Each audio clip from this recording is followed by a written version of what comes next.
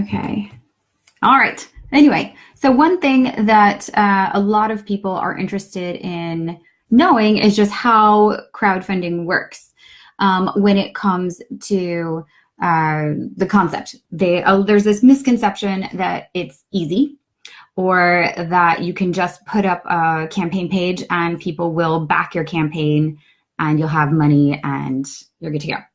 That's not how it works at all. You can grow your audience, but for a lot of it, you have to bring your audience to the platform. So whether you're on Kickstarter or Indiegogo, you're the one who has to bring your audience to the platform so that they back your book there.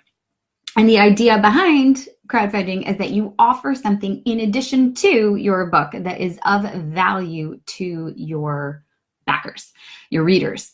So that what you're doing is you're offering like the book plus something else. And that plus something else is of value. And that's why you can charge a little extra, because not only are they getting the extra thing of value, but then they are also helping you create the book, which is the whole point. That people get very excited to help you create the book. And that is what it's all about, is that they're part of the process. They're part of the creation process.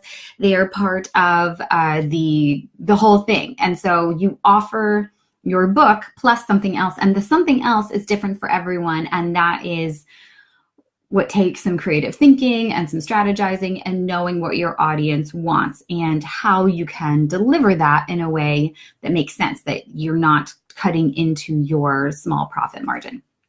All right, hopefully everyone can hear me. Again, I'm just going to start talking until I get some questions. So I will pause here. Can everyone hear me? Everything's okay? Looking good? Feel free to leave a question if you have one. If anyone has a question about Kickstarter versus Indiegogo. I have my preferences. I really loved Kickstarter. And then I did one on Indiegogo and I was like, oh great, hi Dee Dee. I did one Indiegogo and I'm like, this is nice. Indiegogo has a really nice platform as well. What I love about Indiegogo is that you can set up a landing page when you're still building your campaign page.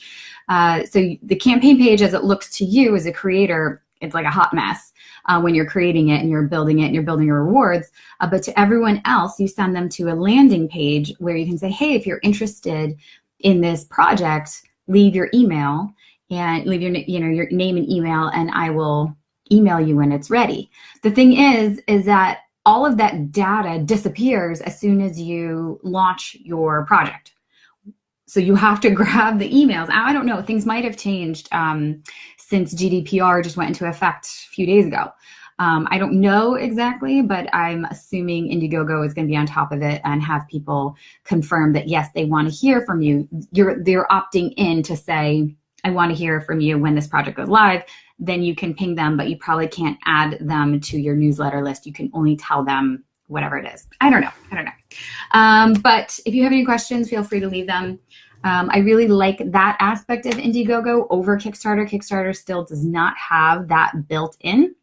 When you're live on Kickstarter, and it's up to you to collect the emails of people who are interested in your project beforehand. And then there's always the question of how big of an audience do I need to be successful at crowdfunding my book? And that really depends on what your goal is. So if your goal is like $500, you should be able to rally your friends and family behind that to get $500. But if your goal is something larger, like $10,000 or $15,000, you really need to have a large audience who is primed and ready to go and ready to back your thing. Okay. Dee Dee asks, do you schedule people around people you know to give and get traction and popularity? Absolutely. What is the process for leading up to the campaign? Great question, Dee Dee. So there is a ton of work you have to do before the campaign. And this is what a lot of people don't do. And this is why a lot of people fail. You have to do a ton of work. I advise all of my clients to create all your graphics, create all your videos, create all your articles, your blogs, your press material, absolutely everything that you are going to publish during your campaign before you launch your campaign. So that is, your social media graphics, your just all the content. Like, you're going to write something on Facebook. What are you going to write? Think about that beforehand and really plan out a list every single day. On day 1, I'm going to say it's launch day, back us, blah, blah, blah, and just the link to the campaign. On day 2, I'm going to publish this blog, and this is how it's related to the book. And there's going to be the link to the campaign. Always, always, always add the link to your campaign, a call to action. Call to action is saying, hey, help us bring this book into life by backing us on Kickstarter, by choosing your favorite reward on Indiegogo. Whatever you want to say, put it there. If you have something that's like, if you're doing a children's illustrated book and it's about, I don't know, sleepy bedtime stories, I don't know, say like, hey, if you want your kid to sleep through the night, back us on Kickstarter, we have your answer. Like, your campaign should be solving their problem. And your challenge as an author, as an indie publisher, is to convince them that they need your book. Not only do they need your book, they need your book, plus they want all the extra stuff so that they go up in tier level. So they're like, they don't just choose the $35 book, they choose the $50 extra package, blah, blah, blah. So you have to decide like what's interesting and all of that. So back to getting traction and popularity at the beginning, it's all about momentum. If a stranger lands on your page and you're day 15, you're halfway through the campaign and you have 20% funded, it's not going to convince me as a stranger that there's enough people who are interested in backing your project. And this project is probably going to fail. And so why would I waste my time backing your project? That's not what you want to send. That's not the message you want to send to people. So launch day is the most important day, almost more important than like your last day. Launch day is the day that sets the tone for the rest of your campaign. So what I do is I send a bunch of like warm up emails to my newsletter list and say, hey, launch day is coming up. It's on this time at this time. I will send you another email on launch day reminding you, but you definitely need to be like on board, ready to go, and have people commit to showing up. There was one trick that I read about, and this is another thing, everyone should be doing a ton of research, not just listening to me talk now, but also researching. There's tons of blogs and this and that and the other. Everyone should be doing that and like asking more questions from creators. But one tip that I read about was that someone asked, say, hey, who was willing to show up and pledge $1 on launch day? And he got a bunch of emails that way, like, yeah, sure, I'll pledge $1 on launch day. I can do that.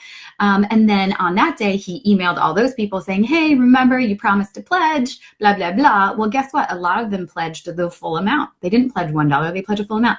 So you can get people to commit to something and show up for something, and then they may surprise you with what they actually do when they show up. So there's lots of different strategies for getting people on board on your campaign, into your newsletter list, so then you can email them. And I think it's so important to get people on board. I did a lot of personal emailing. So this was like emailing my aunt, emailing my cousin, emailing my brother, and like, hey, brother, this is what I need from you. If you love me, which I know, like you're going to have to do a lot of emailing, and that's a lot of prep work to warm up before you launch. So I hope that answered your question. If not, please add another comment. Naomi said, are there any tips or tricks for creating a product info video when it's a nonfiction self-development type book? Okay, this is very, tips for creating product info video. Okay, so yes, absolutely. So I would say that my book, Not to Be Brought Again, was very nonfiction. It wasn't self-development, but it was memoir style. It was an anthology, so it was a lot of different people, and I wanted to showcase that.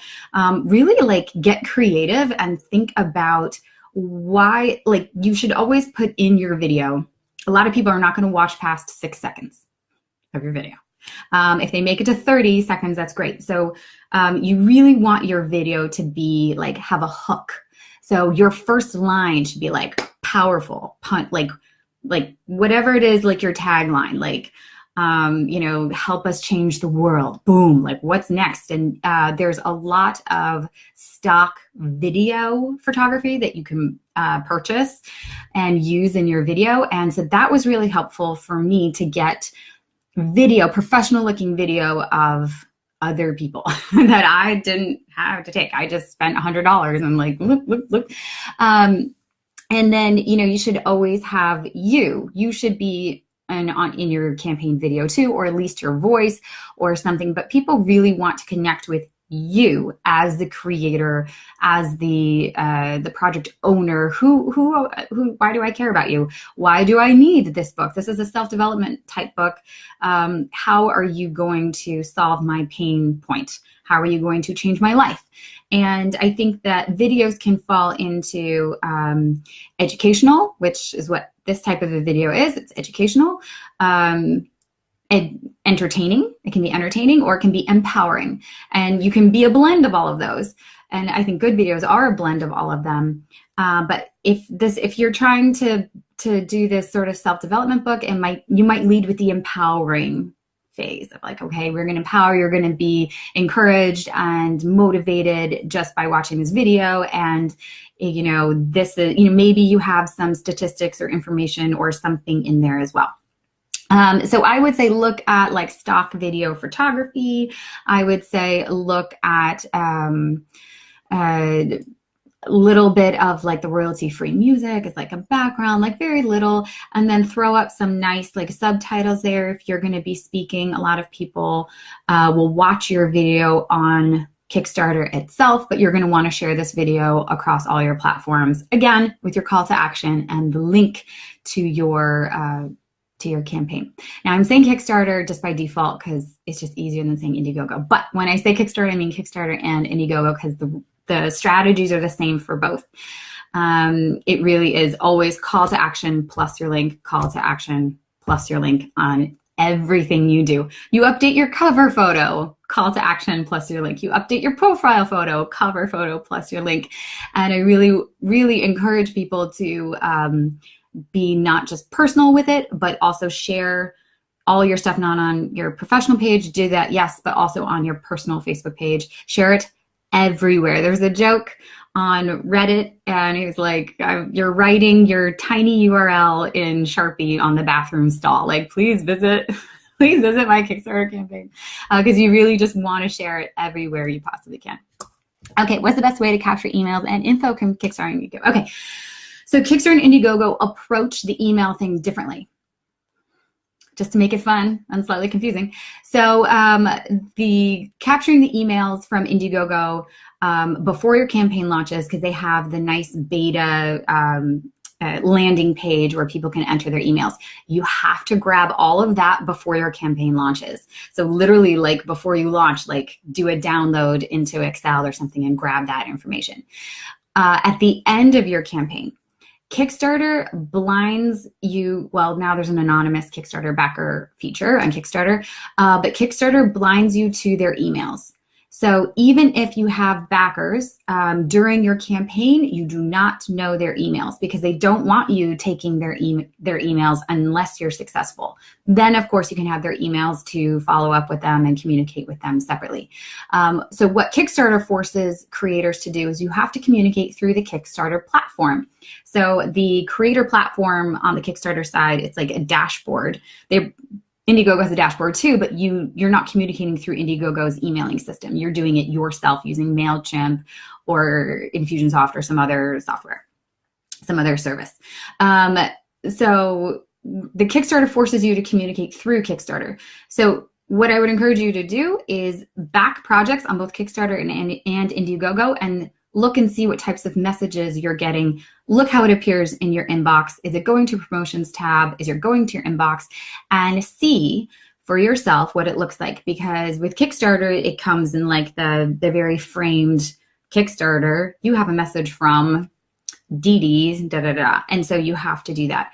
One thing that Kickstarter doesn't do that drives me crazy is it doesn't automatically link back to your campaign. So you can send a message out to all your backers and then they're like, they just get an email and they're like, well, I have no link to click on to get to your campaign. So if you're saying, hey, call to action to all backers, I want you to forward this email to a friend who might be interested in the campaign, include the link to your Kickstarter campaign there.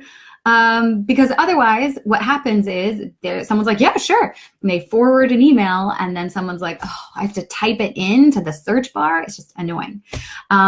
So always in every message that you send, everything include the link, even if the mail service does it itself. Don't make any assumptions and always include a call to action and link to your campaign. So I hope that answered your question.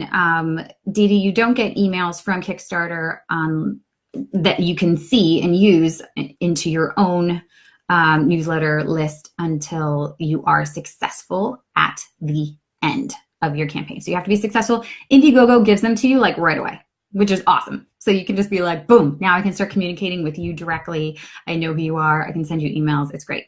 Again, the world of GDPR just probably rocked both Kickstarter and Indiegogo and the processes. So you just want to make sure that you are complying with EU laws and regulations. Address after the campaign is over. Yes. So you have access to everything, their mailing addresses, all the stuff that they have entered. Now, shockingly, some people don't update their thing. Like I had to send numerous reminders like, hey, I really want to deliver your books to you. Can you update your mailing address? And it just gets lost or they don't pay attention or I don't know. So there's some backers who I'm still waiting to send books to them because they never updated their email, their actual mailing address. And I'm like, well, there's nothing I can do about that. So you just kind of do your best and that's what you get. But yes, you have access to everything because you have to fulfill their orders. So it's just like they're placing an order with you. But there is some back and forth that you have to do with your backers to get all of that information. Yeah, that's fun. Okay, good questions, Dee Dee. Are you thinking of launching on Kickstarter or Indiegogo? Oh, okay. I missed a question from Kelly. Do most people raise enough to actually fund their book or just enough to fulfill rewards? Good question. Yeah, I don't really know. I would not personally go through all of the effort if I could not. Yeah, thank you. Thanks, Naomi. Thanks for bringing it up. I don't know how I missed it. I personally would not go through all of the effort if it would not fund my book. Like, what's the point? What's the point of not covering all the fees related to the book? And I would say fees, if you are an indie author and you are taking on this role, you need to pay yourself as well. Novel concept, I know, but you're paying your illustrator. Are you also paying yourself? And I think you should work that into your budget and get that crowdfunded because your time and effort is valuable. Crowdfunding takes so much time and effort and energy, and it is all that you will do for at least 30 days. You will be working on it full time and doing tons of outreach and tons of content generation and marketing and all of that. You're also going to do a ton of work before you launch. So I would say that you should factor in paying yourself as the author, just like a traditional publisher would, into your crowdfunding campaign. So pay yourself, authors, okay? Pay your illustrators. And then after that, the book becomes funded. So when you look at setting your goal, there are two ways you can do it. Strategy here. So the first way, because you can look at it and you're like, it's going to be too hard for me to raise $15,000, but that's how much the book is really going to cost, especially when you factor in like a fudgy margin of like things could go wrong. And that's happened before where people underestimate the cost of shipping and then it just, yeah. So what you can do is you can say, okay, this crowdfunding effort is really just going to pay for a shipping run of 300 bucks, whatever it is. I don't know. You can say, okay, my goal is going to be $5,000. And then I'm going to have stretch goals or these incentives to get me to 10,000. So I'm going to make these really cool incentives to get me to 10,000. But I'm going to say my goal is 5,000, but really I want 10. The risk there is that you make it 5 and then you're obligated to fulfill these orders, and then the rest of the money comes out of your pocket even after you did the whole campaign. So there is a risk. The other way to do it is that you just say, this is how much it costs. If we can't make it, the book doesn't exist, because that's really a strong motivator. Believe me, that motivates you. It motivates you a lot for you to work really hard to make it happen. And it motivates your audience if you're like, you're not going to have this book if we don't make it. And then they will share, they will find people, they will really go the extra mile to help you. They may upgrade their pledge. So a lot of it is, if it's all or nothing, it's all or nothing. And that's why the all or nothing campaigns are much more successful than the ones that are flexible funding. Flexible funding sends the message that your money is nice to have, but we don't really need it to get the project done. We're just kind of hoping, and we'll take what we can get.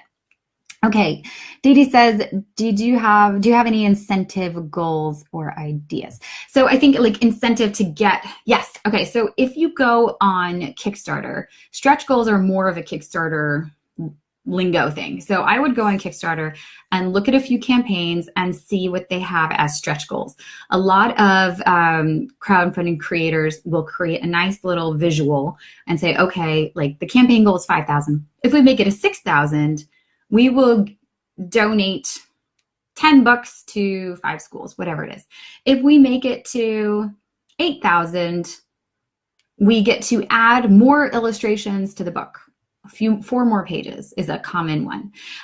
If we get to 10,000, everyone gets, you could say everyone above a certain reward level gets X. And then maybe people will upgrade to get to that level. So you say everyone who's backed at $75 or more gets something that's easy to deliver, like a t-shirt or something, or a coffee mug, or I don't know. It's up to you and what you want to do and how complex you want it to be. But you do want your stretch goals to motivate people. You want them to want the goal and want to get you there. The philanthropic stretch goals are great, but I don't think they're as strong a motivator. You have to think like a consumer here. People like the shiny thing. They love your book. They also like a little coffee mug too. I don't know why, but they just do. So if you have something ready to go that's easy to deliver, really try to upgrade your rewards with like things that like a PDF coloring book or something, like something that's super easy, you can deliver via email, but it's still valuable and people still want it. So you have to be really creative. Naomi says that made me nervous. If it doesn't fund, the book doesn't happen. And when you share that, it makes so much sense. And that is exactly how you want your backers to feel. If this doesn't work, it doesn't happen. So you're going to help me make it work. We're all in this together. And really you will find that your backers become as invested in your project as you are. Maybe not. Okay, maybe not that much, but like they do care. They do care. And a lot of people aren't paying attention. They're not paying attention. You're doing your campaign. You're freaking out. You're like, I haven't had any backers today. But really, other people are not paying as close attention to your campaign as you are. So you need to remind them, and you need to tell them to share the campaign, find 1 or 2 extra people who would love this book or love whatever your special reward. And, tell them why they need your book on their bookshelf. What is it about your book that they need to have? Just like you would during a book launch. These are all the same messages that you would do during a big book launch. We're just squishing it into 30 days. And we're charging people a little extra to get the book funded so we can pay for illustrations, so we can pay for the writing, so we can pay for the marketing and recoup something. There will be some out-of-pocket expenses because you have to invest money in advertising. I did some Facebook post boosts, not of the campaign link itself, but of articles, of webinars related. And then I had the sale to the campaign, or, the call to action at the end. So, there are some expenses. You have to do a mock-up. I printed off a version of the book. The inside wasn't anything, but I had the cover designed. So you're going to have to invest in a cover design. You have to show people what the book looks like. maybe some interior pages to show people what the story looks like, and maybe pay for a video trailer or some animation or something. People are very visual. They need to see. You need to create something for them to wrap their heads around, like what it is that you're backing. Yes, Dee Dee says mock-ups are super easy in Photoshop. Yes, and if you're not talented in Photoshop, there are mock-ups galore that you can just drag your little picture over into, and bloop, there you have a mock-up of either your book or your coffee mug or whatever it is, so that you can show them this reward contains boop, boop, boop, you know, and show them everything. And the way the rewards work is that generally, it doesn't have to be this way, but generally, like the big rewards include everything in the little rewards so that it becomes a nice ladder. So someone says, okay, ebook, then the next one is ebook plus physical book. Then the next one is ebook plus physical book plus extra thing. And it just kind of grows from there. And so you're like, oh, okay, well, if I want these two things, then I might as well just upgrade to the next one and get the other thing. And again, it totally depends on what type of a book you have. Naomi says adult coloring book, meditation pages, great ideas. It could be something like mindfulness exercises, whatever topic that your book is on. Find the extra things that are tangentially related or directly related. One of my indie author friends, she's writing a book that is like sending messages back to loved ones. And so she came up with the idea of creating like postcards and having like the illustrations be on a postcard, because that's the whole idea, is that we're communicating with family who live far away. Great idea, totally related. I want that. Put that into a reward. You can deliver that very easily. Bookmarks are super easy. And it's really nice to include these things anyway, because these people are paying a little extra to make it happen. Printing them off on Vistaprint or whatever type of printer you want is really cheap. You can get 50 for just a few bucks. So it's really cheap and an easy thing to say thank you. Handwritten notes go such a long way. So there are a lot of ways that you can make your rewards a little bit nicer, a little bit fatter, you know, really use your creativity. Maybe you can offer like a mastermind session. Maybe you can offer a Skype book club call where like a book club buys your book club package and you meet with them and you chat with them about the book.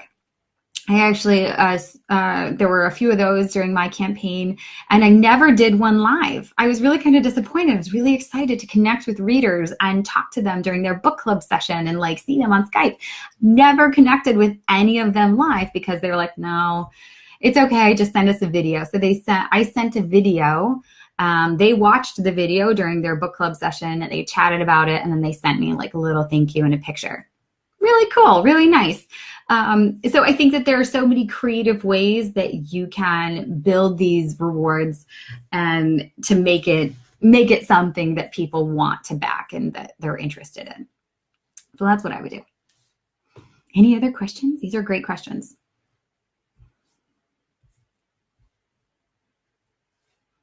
Yeah, coffee cups and stuff, people love it. The only thing is you have to think about how you're going to fulfill these rewards and how you're going to get them to people.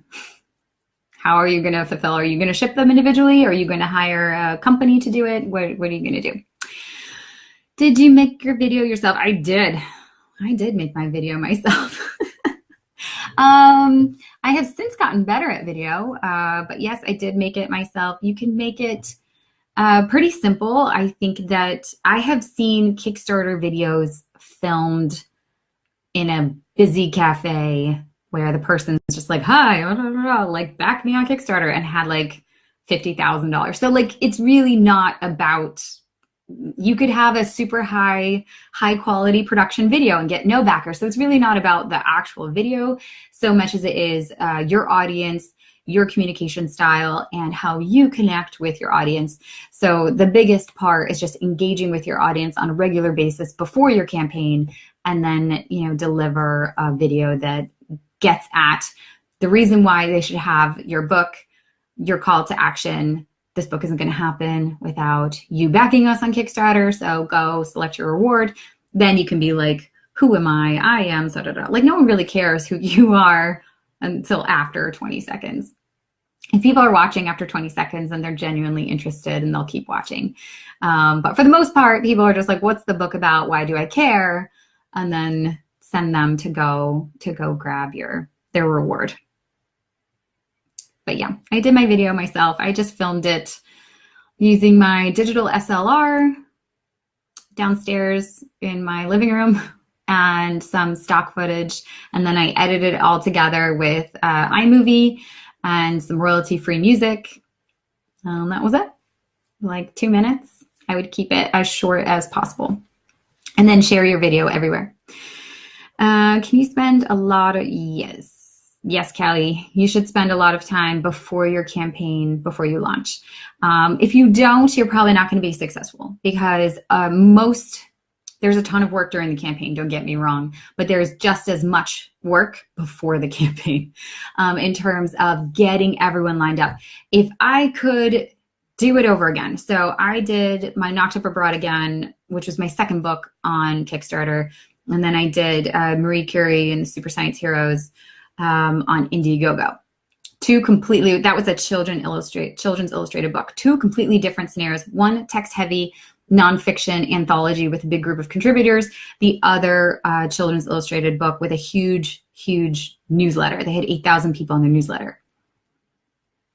Okay, so you have to get your crowd ready. And what I would have done differently for my book was I would have written more articles. I would have gotten more lined up. I would have reached out to more bloggers because you do so much writing and you feel like you do all this outreach, and you do a ton of outreach. And then like you reach out to 20 people and 1 person may get back to you, or 2 people may get back to you. And then you're like, okay, good. I have something lined up. But then they don't publish it when you expect them to, or you submit to like a big website. So I was submitting to like parent.com and like all of these other like parenting websites. And when you don't have control over the editorial calendar, you really can't, you're not in control of when it's published. And so the call to action, if it's published after your campaign ends, that's not really helpful at all. Like you need control over when these things are published, which is why it's really good to reach out to bloggers, smaller, but with an audience who is interested in what you're offering. Reach out to bloggers and say, hey, can you publish this on this day? And send me the link when it goes live, because you're in my editorial calendar. Like put them in your editorial calendar, and then you're gonna share it as like, hey, like look, we're over on this blog now. Oh, hey, look, we're over on this blog. Hey, so and so did a book review. Like send them the book to review. Send them the story. Send them something. Like give them something, and then promise them the book when it's funded. Yeah. So like I would have done way more of that. I don't think I did enough of that. I think towards the end, I was very good at reaching out to people because I didn't care. Because I'm like, hey, you have to reach out to big names. Like reach out to big children. If you're a children's illustrated author, like reach out to big authors and say like, hey, this is what I'm doing. Can you share or retweet me or whatever it is, ask for it. What's your numbers of what you do? Okay, so yes, Kelly, you're gonna spend a lot of time before your campaign. Naomi, what numbers of what I did do? So like, what do you mean by numbers of what I did do? So how many people did I reach out to? I don't really remember. I think I definitely had 2 social media posts of something every day. I at least had 1 every day, and sometimes I had 2. So like when it comes to sharing what you do during your campaign, it should be like a blog or a book review or a feature of a reward, and say like, hey, like this is our most popular reward, or hey, our early bird rewards are running out. We only have 2 left in this category. Go get it, and add the link to the campaign. So you can do that a lot. You can do that a lot because again, people aren't really noticing your campaign as much as you are. So yeah, talk about your book reviews, talk about this, hop on a podcast, share the podcast, like whatever it is, you really need to do all of that during your campaign every day. Dee Dee, yes, I reached out to bloggers. It did help because it gives you something to share. So it's providing that external validation that someone else has looked at this and says, yes, it's worth doing. So that's that. And then also you are accessing their network, supposedly. So a lot of times what you can do is you can say some people have large Facebook presences. And you can say, hey, can you share a link to the campaign? Or I think it's more valuable actually to share a link to either a book review or a blog about your content with the call to action at the end, at the beginning and at the end, because then that warms them up, and say, can you boost that post on Facebook? I will pay for the boost.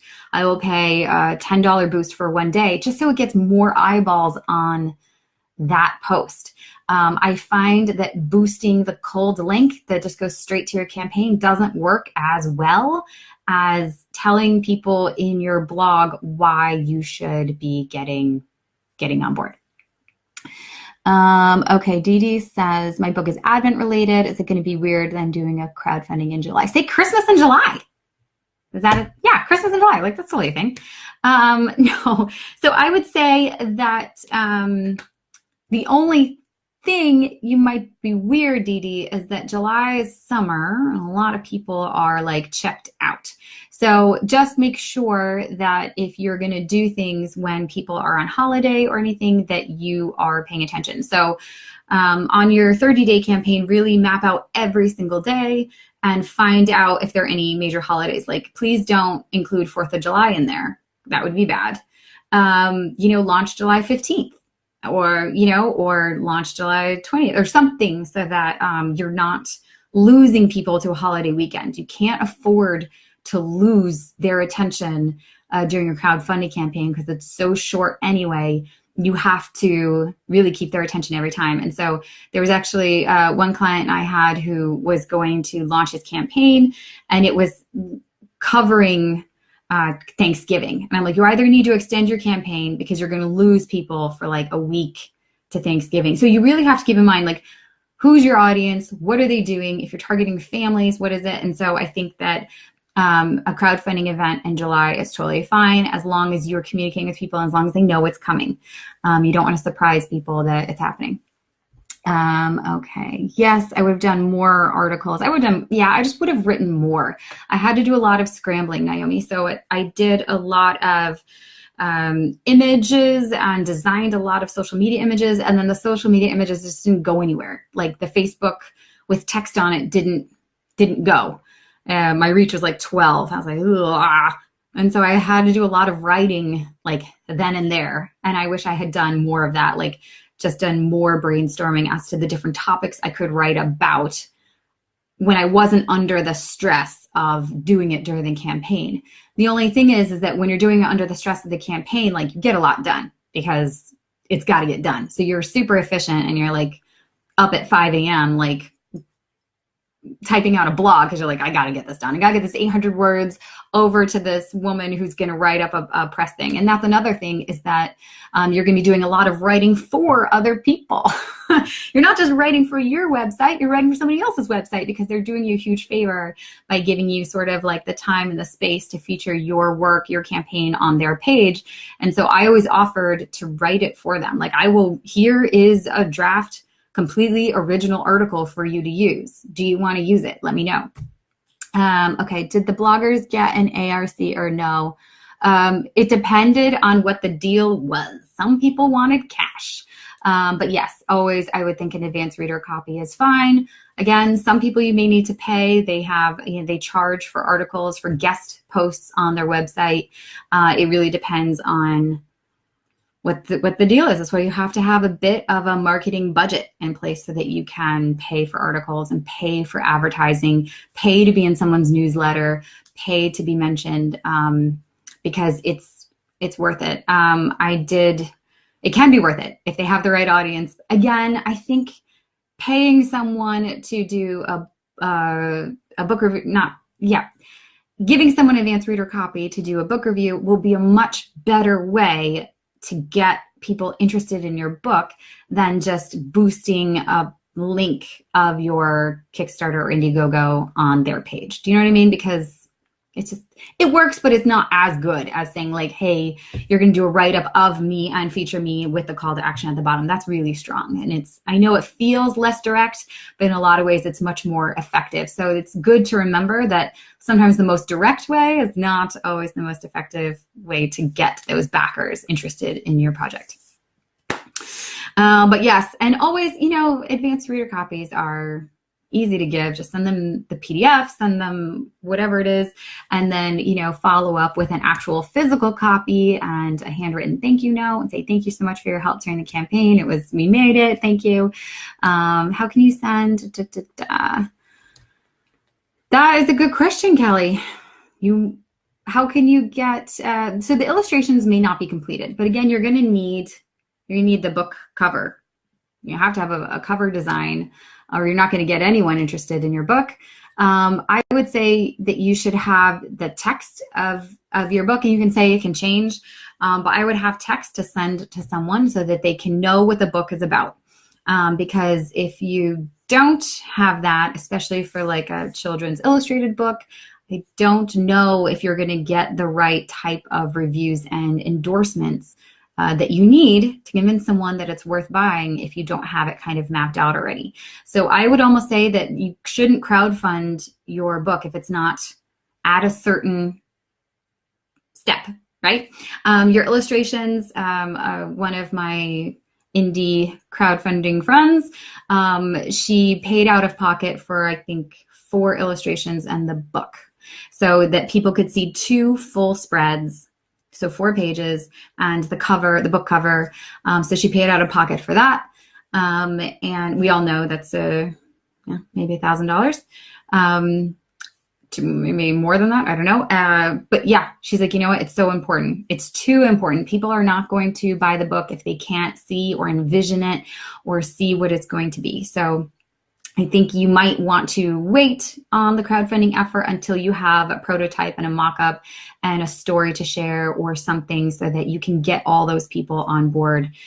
Because again, you're not going to get bloggers to endorse you if they can't kind of like check out your product beforehand. And that makes total sense. I wouldn't either. If someone's like, hey, can you share the link to my campaign? I'm like, well, I have no idea what your book is about. I don't know if you're a talented writer. I don't know what any of the illustrations look like. Like, yeah, you have to think this is a business. It's not, yes, it's your passion and it's your joy, and we all love what we do and we love doing what we do every day. But if you're not thinking with your business hat on, put your business hat on, think like a consumer, then it's not going to work. You're not going to raise any money. And again, the point of crowdfunding is to raise money. So you have to really think about what are the best ways that I can, have sort of like this proof that I'm worth giving money to.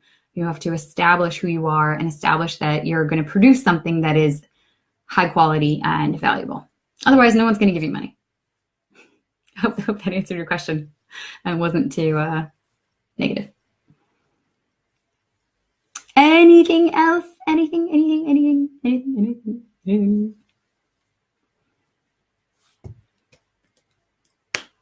I'll wait just one more second. But if there are no other questions, thanks, Naomi. Gotta go. I am closing the bonuses to my crowdfund your book like a boss. How do you know the algorithm get boosted? No one knows that, Dee Dee. No one knows the algorithm to get boosted by Kickstarter and Indiegogo. So there are lots of ideas that, so on Kickstarter, you can be like a project we love, which is a nice tag. And it does bring in more people from the platform itself, which is nice because you get people who are outside of your network.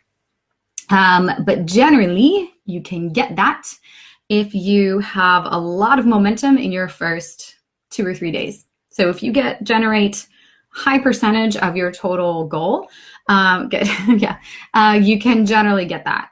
So if you get 50% in 2 days, that's great. Obviously that's really great. So it's really, I think it's based on percentage. I don't know, because they have definitely gotten the Kickstarter project we love that have then gone on and failed as campaigns. So sometimes it just is, all Kickstarter campaigns are reviewed by Kickstarter staff before they are approved. So maybe someone was like, this looks like a really cool project and I want to highlight this, and it's clearly done by, a creative artisan, and we want to support the arts. And so that's what it's all about. Kickstarter and Indiegogo are all about elevating and democratizing the platform so that you, Joe Schmo, can be as successful as big company here. But again, they are still a business and they are still looking at how much money you can bring to the platform. So there's really no cut and dry answer there. If you do get the Kickstarter project we love, be sure to share that and make that part of your social media calendar and say like, hey, guess what? We just got a Kickstarter project we love. So happy. All of that. Indiegogo does a really great job of featuring a few campaigns on their Facebook and on their Twitter. And that we experienced that with Marie Curie and my Super Science Heroes. It was huge. It generated another $1,200 in backers. I mean, they just flooded in because they were on the Indiegogo Facebook page. Kickstarter doesn't do that. Kickstarter has their own Facebook social media that is more about them and their platform and focused on their equity projects. So it's a little different. Anyway, thanks, Kelly. Let me know if you have any questions. So everyone's leaving. I need to go too as well. We're supposed to end 5 minutes ago, but that's okay. Be sure to check out, I will post the link to my crowdfund Your Book Like a Boss, where obviously I go into all of this plus much more. And I also offer a 30-minute strategy session with me as part of that if you enroll in the course in the next 2 days. So hopefully that is helpful. And bye, everyone. Take care. Thank you so much for coming. I appreciate you for showing up and asking questions. And this was really fun. So that's it for me. Take care, everyone. Bye.